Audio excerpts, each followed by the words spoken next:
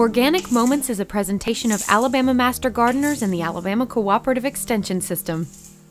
I'm chopping fresh greens from our garden, and the knife I'm using to chop them is super sharp thanks to some advice and instruction we got from our good friend James Barnes.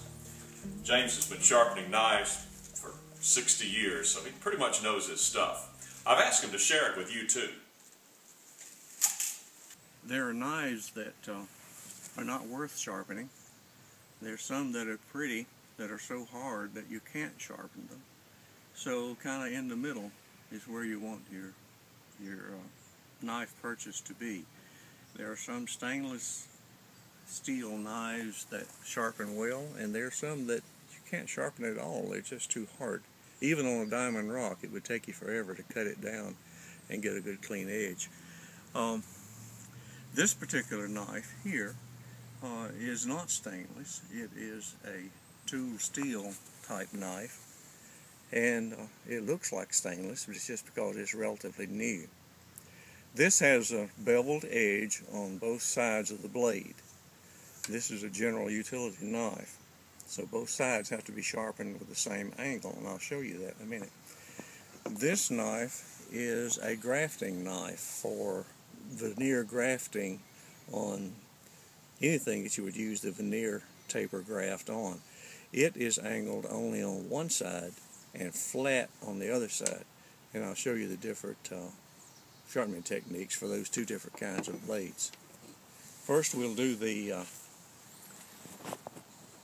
double bevel general utility pocket knife. The thing that you must do on a diamond stone is keep it clean. This is just a paper towel with straight water, and if you notice, this one is fairly clean. Now in a moment, after I pull this a few times on here, this will be black after I rub it. That's the metal that you've taken off the blade. The angle that you establish for the bevel on the blade is important. I use my fingers to make that judgment, and I hold the blade to the sharpening stone with my thumb on this particular case, and I will draw it to me because I'm doing the away side, and I'm maintaining the angle with my finger against the stone. And you don't have to go quick, you don't have to go fast, you don't have to jerk it and run back and forth. You notice I'm going on only one direction, and if you look closely, that is sharpening.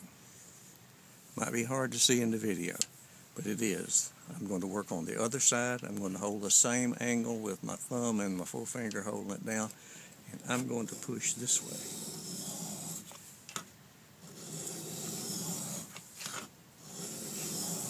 If the knife is not in terribly bad shape, it only takes 5 or 6 trips down the stone to get one side done. Now, if we wipe this, you'll see that I've been cutting metal from this blade. And there is metal on the stone, so I'll take that off. See how much we cut in just those few strips? I will feel it,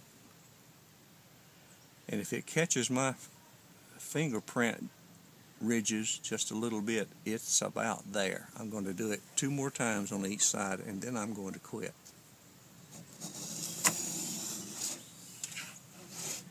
My tape's coming up on this table. Yeah, let me see if I can hold give this us a for little you. problem here. We got to hold her down.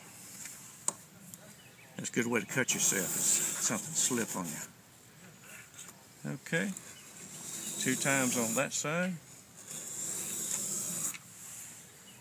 And I'll put this one in my pocket. It's sharp.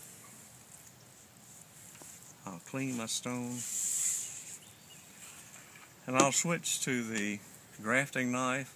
First thing I will do will be to assure myself that the non-bevel side of that is flat, just like so. I'll pull it a few times to let it mark the knife, and then I'll see where it's cutting on the back side. And if I can get the water off of it, we'll see that that is cutting pretty flat because I've already worked on this knife some today. Okay? We'll establish the angle that we want the cutting side to be, put our thumb against the rock, put it against the back of the blade, and it'll make an indent in my thumb.